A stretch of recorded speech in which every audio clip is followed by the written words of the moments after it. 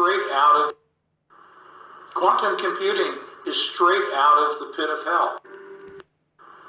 Quantum computing is straight out of the pit of hell. The attitude of wanting to foster connectivity of all sentient beings is quite important. If we can get that attitude into our super AIs, we're going to be a lot better off. Because quantum computing is causing AI, and AI means that computer straight out of the pit of hell. The attitude of wanting to foster connectivity of all sentient beings is quite important. If we can get that attitude into our super AIs, we're going to be a lot better off. Because quantum computing is causing AI, and AI means that it's going to surpass humanity, and that means that humanity is going to have to transmute into transhumanism and post-humanism. It basically means it's the end of humanity, and humanity is God's creation. It basically means it's the end of humanity, and humanity is God's creation. It basically means it's the end of humanity, and humanity is God's creation. So therefore, if something then changes God's creation, it's therefore bad. The end of humanity, and that is the apocalypse. So that's why AI for bad, the end of humanity, and that is the apocalypse. So that's why AI, there is an argument to see why AI is bad. By their own admissions, they communicate with parallel dimensions. With the 2,000 qubit computer, they are communicating by their own statements to over 2,000 of parallel dimensions. They're not parallel dimensions, those are entities. Those are spirits. This is interdimensional communication. How can I say that and say it succinctly? Geomancy. Anthony Patch is a conservative Christian. He's the only person that I know that's actually talking about AI, artificial intelligence, and quantum mechanics, and linking spirituality, mysticism, and the occult all together in one. The scientists won't talk about the spirituality, and the spiritual people, they don't have enough understanding of the science to talk about it. But you have to understand that spirituality, occult, entities, supernatural behavior is something that's part and parcel of everyday life. You have the Muslims that got the jinn, you've got the Buddhists and the Hindus that have got their interdimensional entities, you have the Christians which have got their angels, demons, and ghosts, and Jesus and the Holy Spirit, which are also which are psychopomps, or the Holy Spirit is a psychopomp, as well as Jesus is a psychopomp.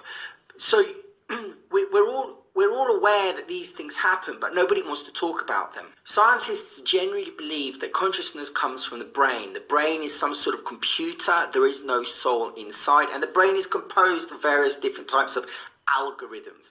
And those algorithms, if we have a computer which is good enough and clever enough to understand them, like AI, which works on quantum mechanics, we could then reproduce the brain. If you can reproduce the brain, and consciousness comes from the brain, you can therefore reproduce consciousness. If you can do that, then you can upload the brain to an AI network through 5G, and that is going to be called the grid. It's a sub-reality, it's another dimension, it's a cybernetic dimension.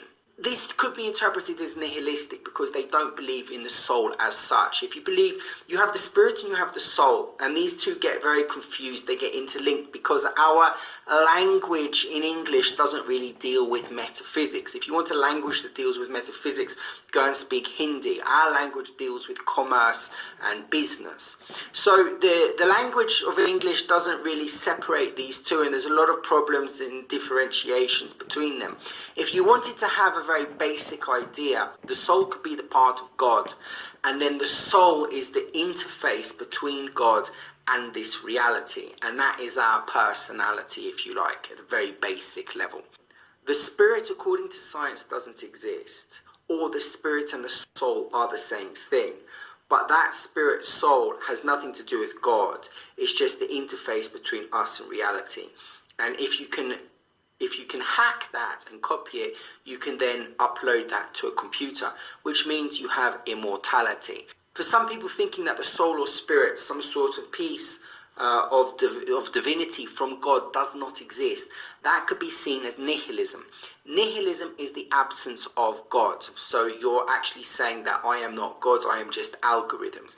Nihilism is the basis you might be able to argue for evil. If you look at the Gnostics and the Demiurge, you could look at it as an aberration of God, nothingness. And nihilism is the foundation for Satanism, and Satanism includes such things like paedophilia, ritual child abuse, and sacrifice. Satanism has had its roots throughout history, and it morphs into different cult practices. And the modern cult practice that we know of is given its manifestation through Christianity, because Christianity has conceived of this entity called Satan or the devil, and that is then labelled as the facade or the face or the mask of nihilism. Because of this scientific ideology, it can excuse ethics, because I mean, if ethics are related to God or divinity, and there is no God or divinity, then, you know, do ethics actually exist? Are they modern constructions, something that's subjective? Because remember, the Christian and the religions are talking about an objective truth, and the scientist is now talking perhaps about a subjective truth, because it's not coming from outside of the human, it's coming from the human. It's an anthropomorphic ideology, and if you compare anthropos to theos, then the anthropos is subjective and the God is going to be objective, and that would bring in your a priori and your a priori arguments of subjective and objective truths designed by Kant. This way of thinking might be a little bit dangerous, because if you do not believe in supernatural entities, then you wouldn't believe that there is a war going on between good and bad, which is what a Christian ideology thinks of. And there are other ideologies outside of the Christian Abrahamic religions that also think that there is some sort of war going on, some sort of astral war. Now, if you don't believe that the enemy actually exists, if the enemy is invisible and it attacks you, then you're going to think that perhaps that attacking might be your own thoughts, because if an enemy, an interdimensional entity, doesn't work physically, it works mentally, and it changes your mentality and it changes your psychology and it implants thoughts into your head, then those thoughts you are going to think are your thoughts, and when actually they're an external type of thoughts. And that's how an interdimensional attack might work, and that's actually given to things such as vice and anger and stealing, that these behaviors are not actually human behaviors. These are actually external, extraterrestrial or interdimensional behaviors, and humanity has a job to solidify his humanity by defending and pushing away these outside ideologies, which are there to try to turn him or to make him sin. Now, quantum computers don't work in this dimension, they work in other dimensions. They might work up to, I think it's 250 or 2,500, or quite a large amount of dimensions. And what they do is they go into those dimensions at a nuclear level and at an atomic level, and they pick up information from those different realities. That information is called resource or resources. So the head of D-Wave, he came up with this word resource, that these machines collect resources. Now, if you have a machine that goes into another dimension, that machine becomes a psychopomp, because it allows itself to communicate with that dimension and this dimension. It's a bridge, a pontifex. Pontifex is a priest. Priest, pontifex, bridge. Psychopomp, something that can go from one world to another. So now we're seeing that we're developing tools or machinery through technology that can actually start taking the place of priests or shamans. When you bring an entity from another dimension into this dimension, for instance, a priest in a Catholic mass, he is invoking the Holy Spirit to create transubstantiation. Transubstantiation is a metaphysical change where you change bread into Jesus and wine into blood. Now, if a priest can make a metaphysical change, then if a priest can make a metaphysical change by invoking the Holy Spirit, then if we as humans build machines, quantum machines, that can go into different realities, open portals like the priest, and bring through resources, which is information is energy, then what else are we bringing through at the same time? Because the priest, as he opens up portals for the Holy Spirit to enter, to make transubstantiation possible, the Holy Spirit is making energetical changes, because everything's to do with energy, everything's to do with atoms. So on a physical and a metaphysical level, change would occur by energetical changes. Information, energy is information. So what the computer is doing, what the priest is doing, is essentially the same thing. But take this for an example. If you were to go into another dimension, and then you were in that dimension, you were, let's say, go into a prison. And in that prison, you open a door and you collect a bit of information off a prisoner's desk and you bring it back to your own dimension. Whilst you go into the prison and open the door to collect that information, you might actually allow the prisoner to escape from the prison and perhaps to follow you. And this is what Anthony Patch is saying. He's saying that we have to be careful about the spiritual, metaphysical and occult implications of creating machines that can go into parallel universes, which are what the makers have said. For instance, the CEO of D-Wave. D-Wave is the company which is a company in Canada which has created these interdimensional machines. And they're actually talking about parallel universes, how they're going into different realities and bringing things back.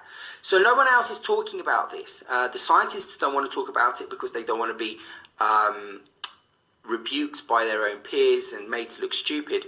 And the scientists and the religious people don't talk about it because the religious people don't want to scare the people, and they don't have the acumen really to talk about occult or metaphysics. And the religious people don't talk about it because the religious people don't want to scare the people, and they don't have the acumen really to talk about occult or metaphysics.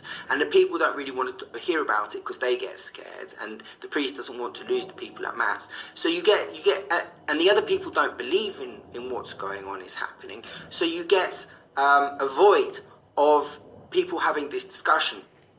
And Anthony Patch has managed to combine these two areas together in a conservative Christian cosmovision perspective. During the Enlightenment, which is when church and science separated from each other, the reason why it separated is because the church was interfering in science. The church wanted to have objective truth, and the Pope was saying that he was writing whatever he wanted, to such an extent that he was saying that it wasn't the earth going around the sun, but it was the sun that was going around the earth. And all the scientists were sort of crossing their fingers and saying, well, what do we do? Because if we actually tell the truth, then we can get killed. So truth was being suppressed, and the Catholic Church was saying that then we can get. Scientists were sort of crossing their fingers and saying, well, what do we do? Because if we actually tell the truth, then we can get killed. So truth was being suppressed, and the Catholic Church was saying that it was the truth, but it was giving out a false truth. So what happened is that you had a separation. Science basically said we no longer want to be attached to religion, which was extremely upsetting. Religion is the vehicle which holds spirituality. Spirituality and science were always linked, and that was cool. Spirituality and science were always linked, and that was spirituality and science were always linked. Spirituality and science were always linked, and that was called mysticism.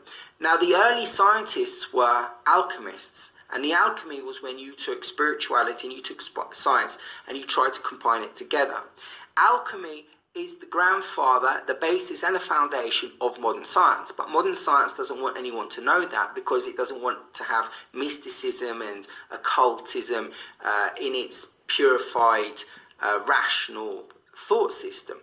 But it did exist, even though science has got problems with some of the experiments, because when you look at an experiment with an intention of what you think the outcome will be, somehow your mind manages to make that outcome happen and interfere in the experiment, which is why you need a double blind.